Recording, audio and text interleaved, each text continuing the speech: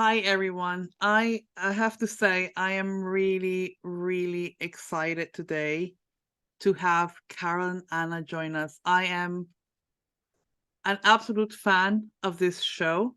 Um, and I think we the plan today is to dissect it, to go through it, and to try to gather some learning. I have put in my I think LinkedIn post and commented to everybody that I especially recommend the show for people who work in the sector. And we'll come to that, why. But I just think we can see so many angles around domestic violence from one story's perspective that I think it's an absolute kind of great learning curve. It was for me, and I know it was for my team the first time that we heard it. But before I even kind of start, let me talk a little bit about the show. Um, just for all of those that might have not ever seen it or heard about it. And this was 1995, and Carol Fisher meets Bob, who is a plastic surgeon who flies planes and speaks several languages. Her mom loves his background, but there's something a bit off about him. He's perfect on paper, but he's quick to anger, and he never talks about his ex-wife, who, it turns out, is missing and presumed dead. After Carol and Bob break up, she tells her friend Mindy all about Bob's wife and his bizarre behavior. You see, Mindy dated Bob too. In fact, many women in Vegas at the time had dated Bob, and they all have their own strange stories to tell. Before too long, they form part of a club dedicated to figuring out Bob and what happened to his wife, Gail. In this true story, 9-part series, Carol Fisher uncovers the truth of Gail Katz's death, the systems that failed her, and all the girlfriends that brought her to justice. As you can see from this introduction, we will be talking about domestic violence, about murder, about all the consequences that domestic violence brings, all the abuse. So, if this might be really hard, I really want to give a trigger warning. And if you want any information, please go to knowmore.org. And thank you very much for coming. Um, and I would love to, as you can, here, introduce our heroes of the day, Carol and Anna. Let me start by Carol first. Carol is a well recognized healthcare leader focused on social impact issues. She's a mother, a grandmother, and a first-time podcaster. Very successful, I must, I must add indeed. Um, she dated a man for 6 months who turned it out to be a murderer. But she's apart from all of that, she's a very successful businesswoman in the world of palliative care. Now, we also want to talk about the producer of Four Girlfriends, Anna Sinfield, and she's an award-winning producer and journalist who specializes in scripted narrative podcasts. She has produced programs such as The Girlfriends, Stolen Hearts, and Livers.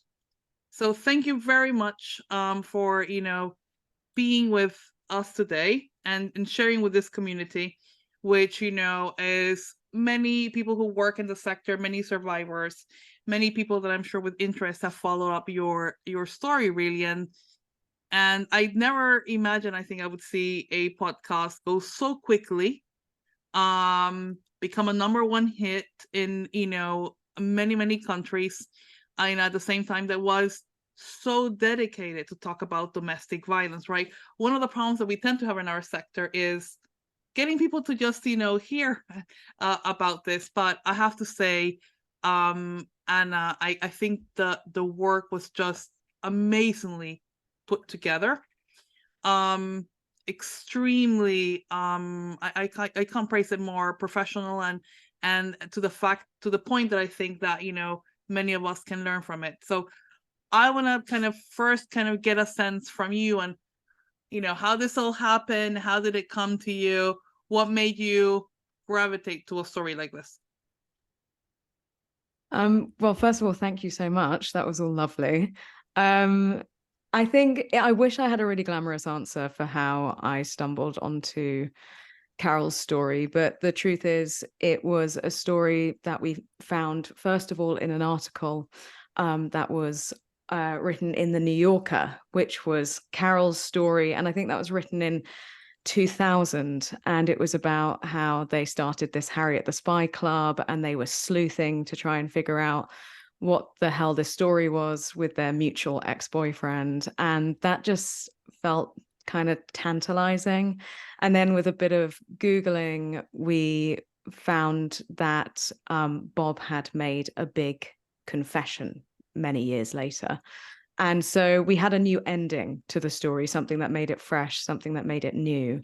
So that's the really boring and quite calculated reason why we decided to pitch this story to iHeart and see if they wanted to buy it, because it made a really great story. But then there was all of the ethical questions, which is where I think maybe I came in as a producer with my own sensibilities of, personally, I don't love true crime as a kind of, capitalized genre, because I think that it often plays into this idea of, ooh, like the mysterious mind of a serial killer. And they often end up being kind of glamorized. And it's the criminal and the person who's done an awful thing that becomes a star of a show, even if you're saying bad things about them. And what really interested me about this story when I started reaching out to the various ladies, and obviously Carol was one of the first, was actually the women's stories and the ways that, while, I think it's safe to say me and Carol don't have on the surface a huge amount in common, but actually when we got talking, we both have these shared experiences of what it means to be a woman, and, what it means to be nervous to exist in the world, because you exist in a world where violence is often, perpetrated against you. And you also experience, as we know the statistics, which we quote in the series, 1 in 3 women, and people kind of go iffy about that, but can experience domestic violence within their lifetime. So we all have friends, whether it's us or not, we all have friends who have experienced something like that. And so that bond of sisterhood and of shared experience became something I was obsessed with from the beginning, that was the tone I wanted to hit. And that's kind of really what I came to Carol, and I came to Mindy, and I came to Elaine, and all of the other women that you hear in the story. It's, I want to tell this story because I think it's important, because it doesn't just represent you, it doesn't just represent Gail, but it represents my lived experiences. It represents every woman that I love. And how can we tell a story that is interesting, and it's got propulsion, and it's got, humor, and all of the good kind of twists and turns that you want in a really exciting true crime podcast. But how can we tell that from a really compassionate place that centers the women and the victim, Gail, first and foremost? The collectiveness of it is one of the things that impressed me the first, as the episodes kind of start, right? Just the idea that you can have a group of people talking about, who they've dated in a way, and how that, I just thought initially, that's, an incredible experience to be able to, I wouldn't want people dissecting my past like that. But, in this case, I'll that make season 3 about you, will make, and your oh my dating God. history. Oh my God. You don't want to go there. But yes, it was just, we just thought, this is amazing to be able to see the different faces of somebody who abuses two different people. Like, that was very telling for us who work in the sector. And Carol, I guess that, how did it feel for you to, really get back to those shoes? We see you throughout the podcast, very strong, very emotional at moments. How was it for you to go back into that seat in a way? Well, thank you, Pamela, for having us and having me and supporting me through this journey. It's been great to get to know you as a person and as a leader of No More, and you have an incredible team. So I just want to give a shout out about that. This was an amazing journey for me. I was minding my own business when Anna reached out and asked to schedule a Zoom call, and wanted to bring light to not Bob as a perpetrator, but bring light to a group of women that came together that shared many similar feelings, yet had many different experiences. And Anna did a great job of obviously convincing me that I'd be a good fit in this role, not just as a participant, but as a host. It was an incredible journey. It continues to be an incredible journey. And I must say, I was very hesitant to get involved. I had said yes, and then I said no. And Anna twisted my arm and explained why I should say yes. And she was right. It was really important for me that if I was going to expose myself and become very vulnerable, that we helped other people, that it was, first and foremost, this had to be a gift for other women and not your typical true crime podcast or situation or story. And Anna and her team certainly hit a home run and delivered on that. Yeah, no, it really comes across like that. It doesn't come across like they're taking you somewhere, but actually you are in this journey with, Gail, with her family, with her friends, and with the system that in a moment might not have help, but maybe at the end did get justice. So that was really important. I want to kind of talk a little bit more, and I appreciate how the podcast didn't become about Bob exclusively, but I do want to take a little minute to dissect him, even if it's for the learning purposes of everybody who's hearing us. And he comes across as very, and this is very common, we see this in practice, as a charming, amazing proposal, right? For whatever kind of ticks your box. But he just seems like he comes across as kind of the right type of guy. And Carol, can you kind of take us there a little bit? And what was the experience for you? What did you see at first? Well, I always take a deep breath when I talk about Bob. He was charming. Apologize. Yeah, no, it's okay. He was charming. He was sophisticated. He was attentive. All of that in the beginning. And like many women, I wanted to believe what I saw was accurate. Had I listened to my intuition, maybe I wouldn't be a host on a podcast right now. But yeah, but I learned so much. But he was a man who showed himself differently than who he was. He was a controlling man. He was a man who wanted things in a certain order, in a certain way, and that included how I should behave. And there was a lot of warning signs, a lot of obvious moments where he was a control freak and an abusive man and had a horrible temper. And a lot of moments where I think all of us who dated him and obviously Gail, saw those sides of him. But, like many people, many women who have been in abusive relationships, and as Anna mentioned, the numbers are quite astounding. We want to believe we can change someone, or we want to believe that what we see isn't true. And yeah, so the denial factor for me in particular was extremely high. And it's just a common thing that we see, right? Obviously for domestic violence, right? How charming and amazing some perpetrators are, and how sometimes it's really hard for people to go to their own families and say, no, guy's great. He's absolutely amazing. There's something wrong with you. You're my sister, but there must be something wrong with you, right? He can't be because he's amazing. And I think it's very important for, people, especially hearing us, to understand that this is how things start.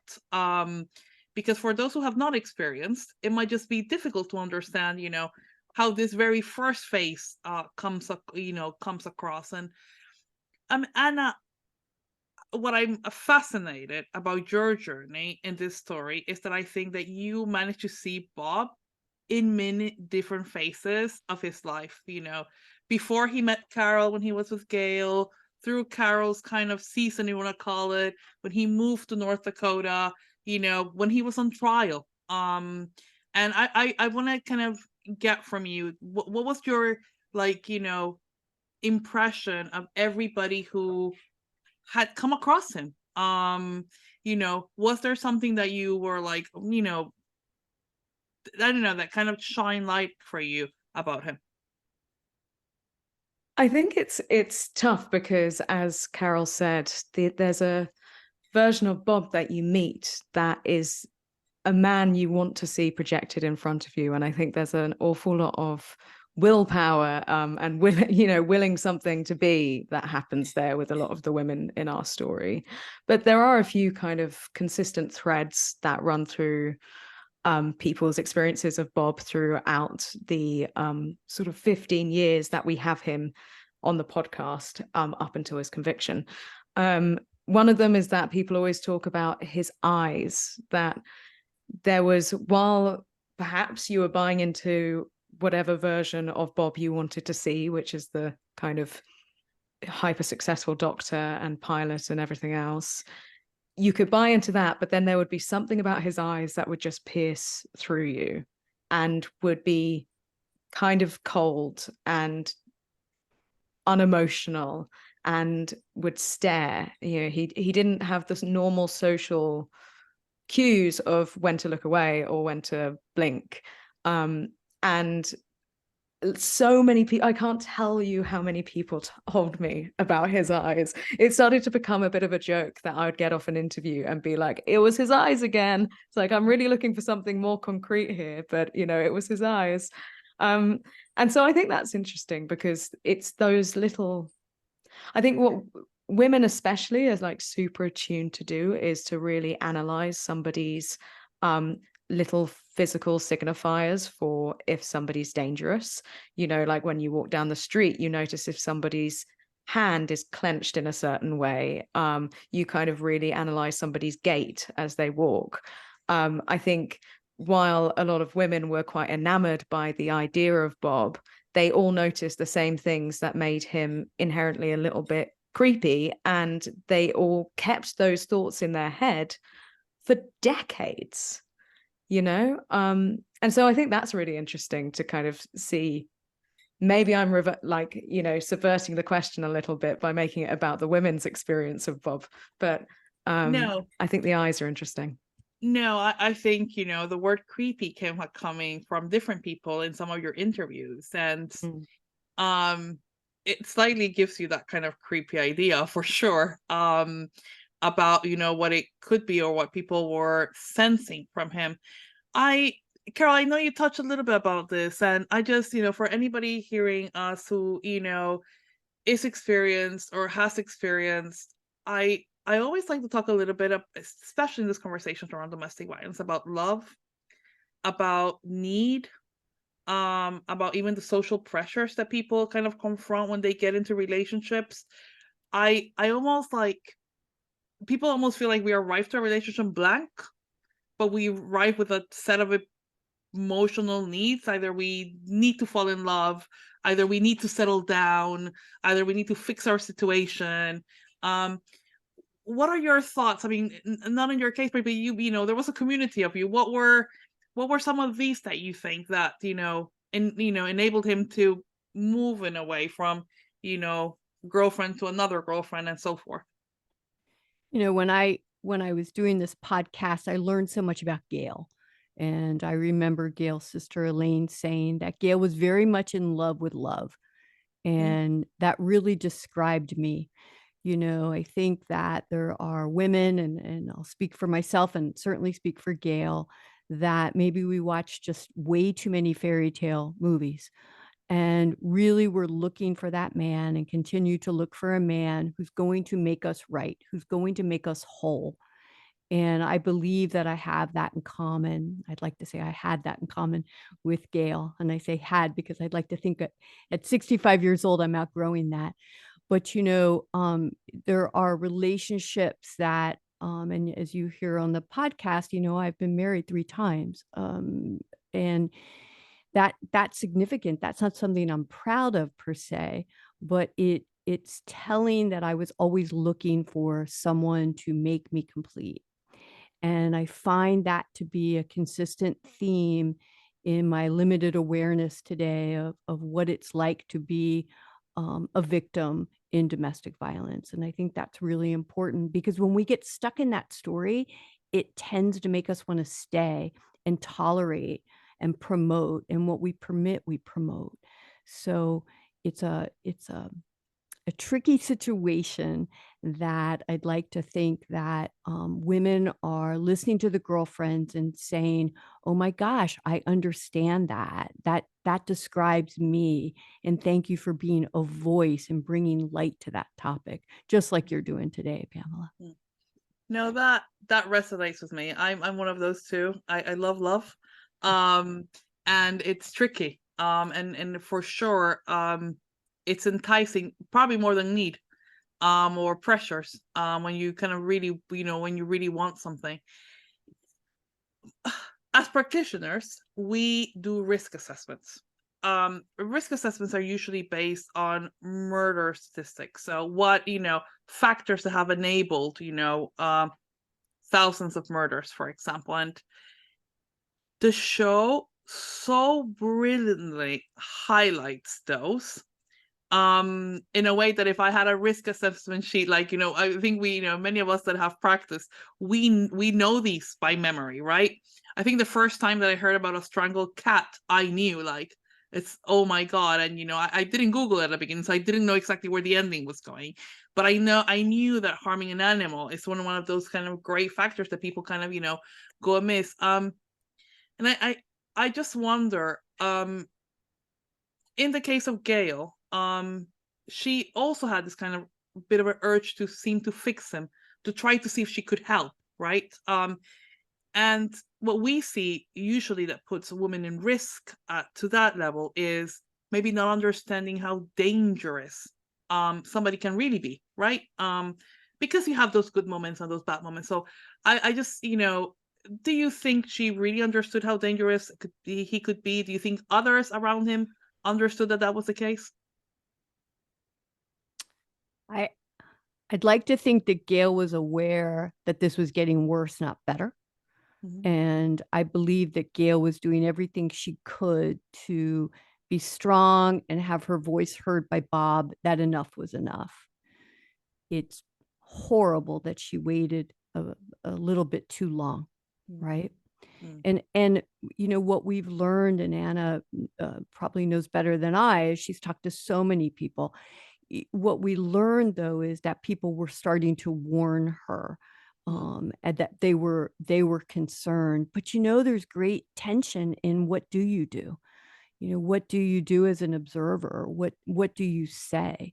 And how do you come off and not be judgmental per se? But Anna, I don't know if you want to build on that a little bit. Yeah, I mean, the sad fact is, I don't know if you remember this from the podcast, but the day that Gail went missing, and we can only presume that she was murdered that day, was the day that she had told several people that she was going to tell Bob that she was leaving him and that she had a plan, and that involved wanting some kind of money to help get her set up to finish her degree and a few other things like that. And so I think what that therefore speaks to is, yeah, she at that point knew that whether she knew that he was as dangerous as he was, she certainly knew she didn't want to be with him. And I assume part of that decision was based on the fact that he had tried to strangle her and had already clearly been violent towards her and very controlling towards her. But But I think also it speaks to that kind of horrible fact that we know, which is a woman or anyone who is leaving a abusive relationship is the most vulnerable when they choose to actually leave. And I guess what makes me a little, very sad about Gail's situation was that she did have a lot of people around her who really wanted that to happen. But I think it was really hard for Gail to actually lean on that support network, because that was going to mean admitting to what ultimately would have felt like a failure to her. Like, she really wanted that marriage to work.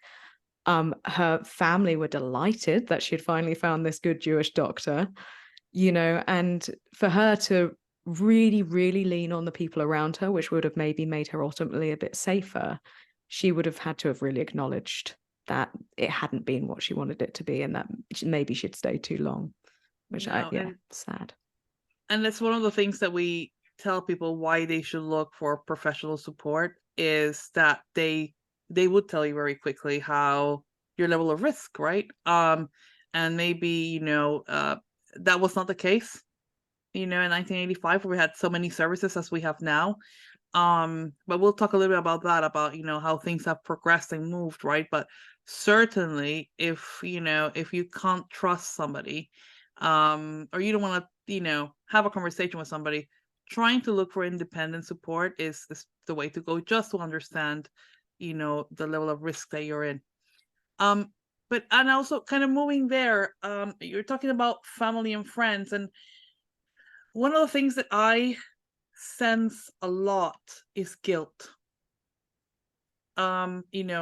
Guilt is around for all the things that were maybe not done, not said. What was your impression about family and friends as you were speaking to them about what they, about their role? Yeah. It was an incredibly emotional experience interviewing a lot of the family and friends of Gail. My cat has just decided to walk across the screen. That was great, Anna. It's just like we're recording again. All the strange things that would She's heard happen. Carol. Heard Carol. Yeah. Absolutely. There's a few cats in the series, so it was only right to get a guest appearance. It was only right. Yeah. But yeah, it was really emotional talking to all of the friends and family of Don't You Come Back, of Gail. I think especially there's two quite poignant moments in the series that we left in, which is of me talking to Denise, Gail's best friend, who breaks down and cries about the fact that she was the last person to see Gail alive, and that she felt like she held on to this guilt her entire life since, that she didn't say, don't go up there, don't confront him like that, don't do this, don't do that, as if she wasn't previously just having a pretty normal conversation with Gail, and it wouldn't have been a situation where you could have had any control, or even it would have been weird for her to make some sort of big statement about how she shouldn't go back to her own house, So she's held on to a lot of guilt there for obvious reasons. I've got nothing but compassion for her, and that was a really intimate moment between me as a journalist and her, and like a great privilege in the way that she let me into her life like that. And there was another version of that with Gail's cousin, Abby Bruce, who also cried about the wedding day and how it was a lovely day, and she feels bad about how much she enjoyed that day because maybe she should have noticed something. But that's another example that doesn't make sense. And, if I could say anything to any of these women, and I have, it's like the best thing you can ever do in Gail's honor is to show yourself some compassion for things that you had absolutely no control over. When I heard Denise, I broke down. It was one of the, lowest points for me when I heard it. You can just feel her breaking down, and you think literally there's nothing that you could have probably done. And that guilt will always be with you. I felt a part of her died also at that moment. And then you start kind of figuring out how it's not only Gail, right? It's so many lives that were destroyed by this, in different ways, in different moments, for sure. and that was really interesting. But Carol, a whole kind of community of support. Now, I would love to know, was a little bit like that dynamic of, you know, people coming together to talk about really a bad experience that all of you had in common. And you didn't know how that had affected still somebody else, but you were suspicious. Like, how was that? How was that kinship, that sisterhood forming? And how did it help you in a way? How did that, you know? Well, the sisterhood has been extremely healing for me in many ways. You know, I'm not alone. I don't need to feel shameful. I'm normal. You know, it's so many ways and a normal, relatively speaking. Okay. But yeah, get semi-normal, as she would say. We've spent a lot of time together. You know, I am amazed and continue to be amazed at not just the sisterhood that was formed throughout all of us women coming together and those bonds that were strengthened. My relationship with Elaine today, I just think the world of her, and my relationship with Anna, and strengthening even my friendship with Mindy. But they're women that we didn't know until today. That have reached out through my social media channels and or commented about the podcast on, you know, podcast channels, has just been absolutely incredible.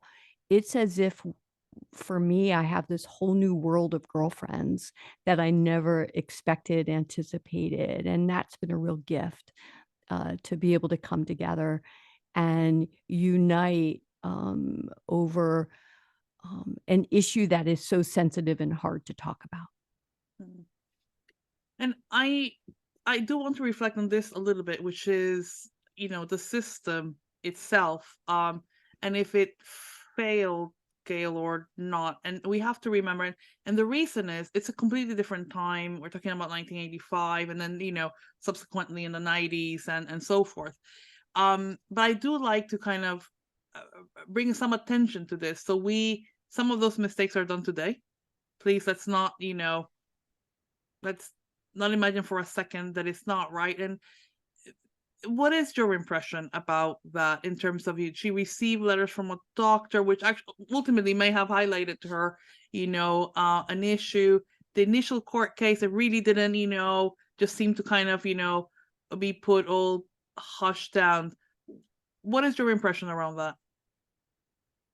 To be Well, clearly when she made her first report or made a report and it was ignored and discarded, I mean, that's just a disgrace. Now, I look at that with some objectivity today, that there was just a lack of awareness and understanding of domestic violence and coercion and control. So I get that. I'd like to think, and you know best, that we've come a long way. We still have further to go. And to make sure that people who are victims of domestic violence aren't discarded as being wrong or stupid or less than or any of those things. And you continue to raise awareness, and I certainly applaud that. But I do think that we've come a long way, but we have a long way to go. And Anna, yeah. Sorry, I was just gonna say it's one of the things that was a little bit heartfelt, I think, for us in the team, was that the progress in those years helped secure a conviction later on, right? It almost gives us faith that, you know, what we're doing today might see a, you know, a return in, you know, in the future, right? And I know that everybody that works in this space, you know, looks for that. Anna, what was your experience? You spoke to the detectives in charge of the case. I mean, in between the tragedy that this story is, there's so much light that actually made us today know what happened. And we know that for many, many, many, many other cases, this never ever happens. What was your impression of them and about their tenacity to get this case sorted?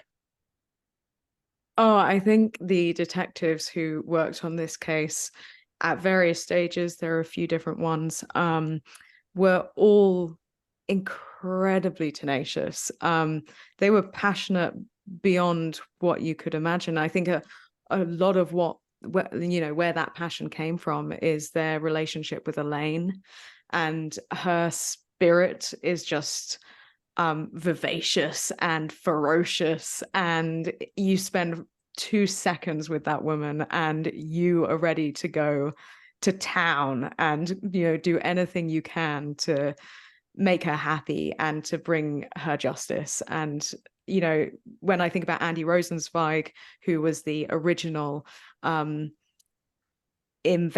chief investigator for the New York City District Attorney's Office, he has still got an incredibly close relationship with Elaine, and he fought tooth and nail for years and years and years, for a decade, trying to get this case heard. And it's because of him that it then got put in front of the other district attorneys, which is Dan Bibb and Steve Sirocco, 2 great men that, if you've listened to the show, you hear love their work, but also love to play. And so there's lots of fun tape of them talking about going to Las Vegas and enjoying playing poker and having to have steaks and golf courses. And it's through them opening up the case, doing everything totally fresh, that we got to the point where they exhumed the body that they thought was Gail's and had that retested. Again, that's another example of how actually technology and styles of how you work on these cases evolving over the years helped us reach an eventual conviction, because there wasn't DNA testing available when that torso was first identified as Gail. And so while it's sad the case didn't get solved much sooner, it was through a change in perspective around domestic violence and the way we perceive women who are the victims of these sort of crimes, and also through changing policing methods and ways of investigating these sort of cases, that actually we ended up in a position where Bob was able to be put on trial. And that wouldn't have been possible back in 1985. It had to be in 1999.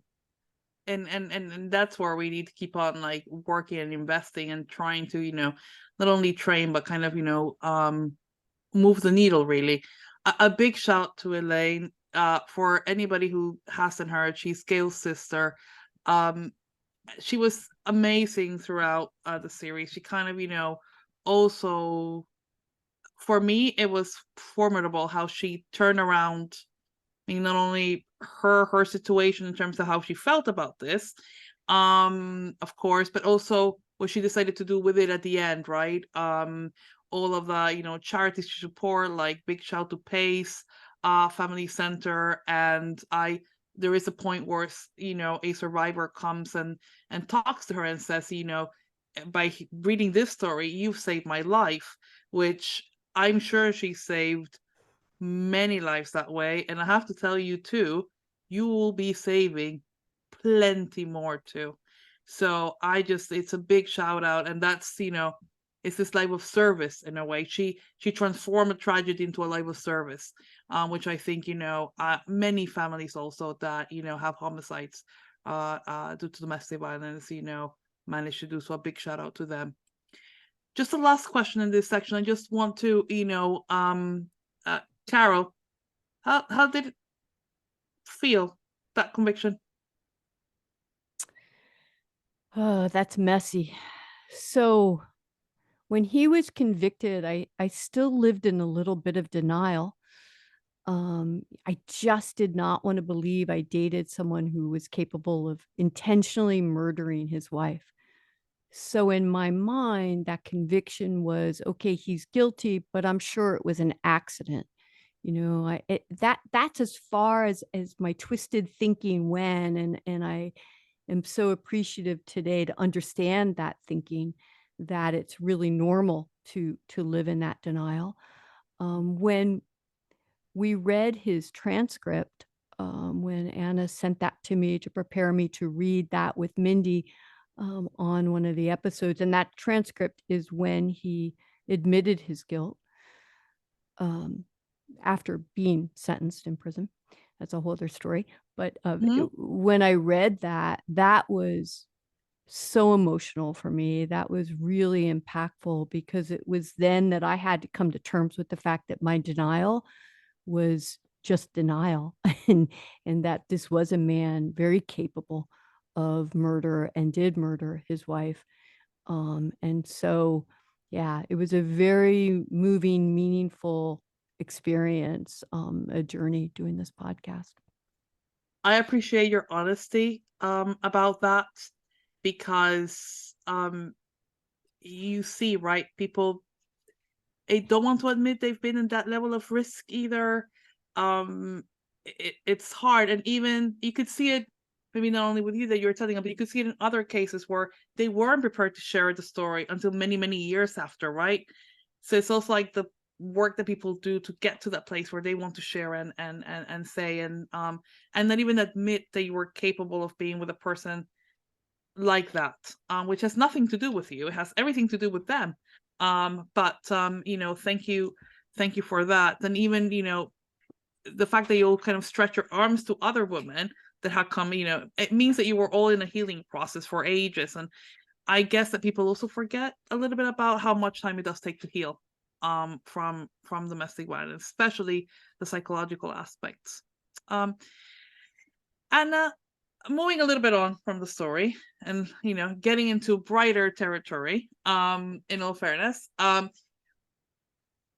was the public reaction what you expected? Like,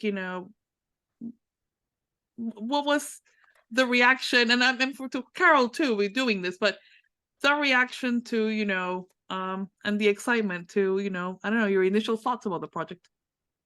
Yeah, I mean, no, you can never predict that something's going to have the impact that this series did. I felt like there was a point where we were towards the latter quarter of making the show, and I thought, there's something kind of, it's got a certain stardust to it. I'm enjoying this as a listener, and normally at that point as a producer and a writer, you do not want to hear that show anymore. You are done.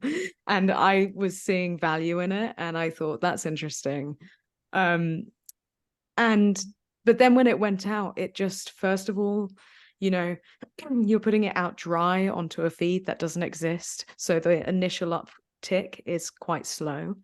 And then suddenly the ball got rolling, and we, became a global number one, and we have got millions and millions of listeners. I mean, my last show also, not to boast, but was also a global number one. We But know this we know one, where who to come to if we need to produce something.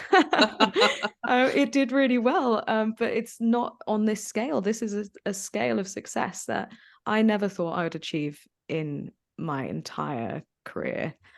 It's obviously now been optioned to become a TV series with A24, which is just going to extend the reach. And, I hope that it has as much heart and mission behind it as I do with my work and with the podcast side of things. But yeah, it's just so exciting. And I'm pleased that at the end of it, we are all still friends, because, success can be the biggest destroyer. And, me and Carol speak every day, and, we're still working together. Like, I couldn't be, a prouder mum of a series, so. I've heard you're the newest girlfriend. Well, if she'll have me. You're the new honorary member of the group, so it's so exciting. Absolutely. Yeah. Carol, one of the best friends. Yes. Carol, it's obviously she's being friends with everybody now, I can tell. Carol, as a first-time podcaster, and telling, this story very personal, but at the same time, what was that for you? Well, I'll never forget towards the end of this when Anna sent me an email, hey, things are going really well and iHeart's excited and everyone's excited and good news, millions of people will hear you. And I went into a total panic, like total anxiety meltdown, which is not real characteristic of me because it went on for about a week, and losing sleep. And yeah, so I was really overwhelmed. Today I sit here extremely proud, extremely privileged to know that we're helping lots of people, to be a voice for Gail, to making sure, helping Elaine make sure that Gail's life mattered, it had purpose, and carrying that forward each and every day has just been a tremendous gift. But I didn't see this coming. I didn't even know what a podcast was. So I just thought, oh, a couple people, yeah, I can do this. So yeah. I love hearing you. Amazing voice. Like, if Thank you you. never thought you had it, but that was, absolutely amazing. And I don't like to say too much about the series because I want everybody who has not been able to hear it to go and read it. But there's a part at the last episode where, many women who have died or disappeared are mentioned. And it was one of those moments where everybody that I have spoken to that have seen it breaks down. And I guess part of it is because people start really strong reading names, and then you can see how collectively, how was that experience for you, Carol? And Anna also, where did the idea came in, all fairness? Shall I talk about where the idea came first? Yeah. Well, the idea came from my own experience researching the show. The reason we do that is because there is, as I've mentioned previously, there is a Jane Doe who appears in the series, and she's never identified. And I tried so hard for a full year to identify this woman. And some of the things I did in order to identify her was dig into every missing persons report from the city of New York in a big breadth of time. And I spoke to medical examiners, I spoke to police chiefs, I spoke to everybody, and I could not name her. And one of the problems was because there are too many women just like her. I was flooded with information, and actually her information wasn't even on file, so I couldn't even get her name from the list of missing women that are on this NamUs website, and which is awful in itself because she's not been logged, and there are obviously going to be other people like that. So I was overwhelmed. I've made no secret of the fact that making this show was quite a traumatic experience for me, as well as being a beautiful experience. And part of it was that I've been very overwhelmed with the responsibility of knowing all of these names and not being able to do a thing about it, not being able to make enough podcasts, not being able to sell enough movie deals. There are too many women that deserve one of these. And so this was our sort of way of giving them space, and also maybe putting my mind at ease about the fact that nobody had done this, and we could just just pay homage and have a moment of mourning. The bit of music I got commissioned, I called a requiem, and that's what that section was meant to be. It's meant to be a requiem for all these women. And actually, incidentally, I just got off the phone with somebody who's doing a lot of data work trying to map murdered and missing people around the city of New York. He's doing this really powerful work, and he's really exciting to talk to. But he said he listened to that and he cried because on the subway, because there were several women's names in there that he had never heard said, and for them to have been acknowledged and put out into the world when for him they've just been numbers on sheets was a really powerful experience to him. And he knows several victims' families who have listened to it as well and had a similar experience. And so, how much more worth it could that be? Carol, how was that for you? It was a point in time that I will never forget. It was very meaningful. It was a way of bringing light, shedding light, giving voice to all the missing women, and to really expand our girlfriends. And so I feel like Anna put that together in just a tremendously beautiful, meaningful way. And it was, while it was very overwhelming and sad, just to think about it gives me, it causes pause. But it was a gift to end that series on such a note that had just greater impact for the greater good. And really to kind of end, I at the end it was, you know, quite strong to hear. I think Elaine says there were so many of us. You see in the story, there's many women that have been affected not only by Bob but by others too that had experience of domestic violence, and maybe that kind of kinship kind of also, you know, helped. Mindy goes on to kind of finish and say this has to stop now. Through both your experiences that are obviously very different, what would you say to people that maybe, you know, that they could do, or how can, you know, they get involved? I know it's a very hard question. People do that to me all the time. But you know, if there was just one thing that you would, you know, you've learned from this process, what would that be? For me, it would be to not judge, and to be an open, willing person, to be a good listener. And I would say to you that the world just needs more girlfriends. Definitely. I cannot agree more with that. More people willing to help and hear, at least just hear and believe, might make more difference. Just people that know a little bit more. Anna. I think I would back up what Carol said of just, you know, maybe it's me being a podcast producer, but I think one of the most radical acts of compassion you can do is to shut up and listen. And part of my job with making this series was to make people shut up for a bit and listen to a story. And if you can hold space and hold court for somebody, that's a really, really powerful thing. People don't get that enough in their lives. We think people listen to us all the time. They don't. They talk at us. And if you can sit down and listen to somebody's story without trying to fix it, without trying to do anything, but just to be there and to say, you know, I'm with you, I support you, and, you know, you're loved. That's the most important thing you can do. That's ground zero. It's always ground zero. Thank you so much. This is a very important stories to tell. And as skillfully as you guys have done, it's just, you know, really amazing.